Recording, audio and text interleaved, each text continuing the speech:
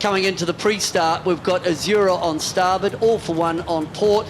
Azzura dialed up, what they actually did, they got All for One dialed up, but then they didn't dial up themselves. They dipped down behind. The conditions were quite fresh, and then All for One led back to the starboard side. Azzura attacking quite hard.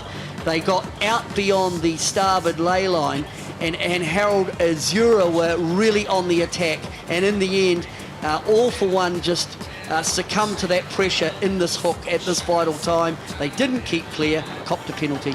Yeah, and I think that's what we didn't expect to see, was this aggression from Azzura, but boy, they brought it in there.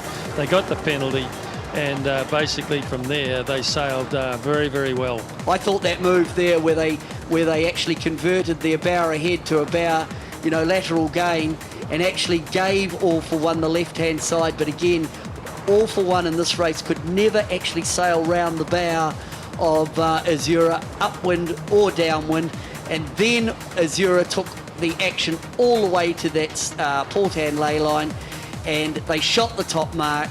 They made sure they were faster than All for One at the top mark, and gave themselves a bit of a leverage on the downwind. Yeah, no, towards the top there was beautiful work there, sailed very well, and of course on the downwind leg here, they just extended a wee bit further.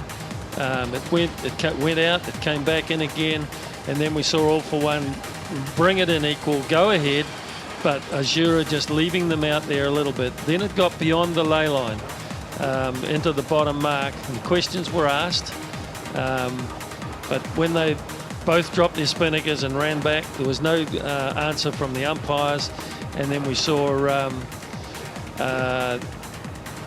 them come round through the gate and head off back on the second leg. Well, All for One trawled their spinnaker down there, and of course that was it really. From there, Azzura just extended and won the race quite comfortably.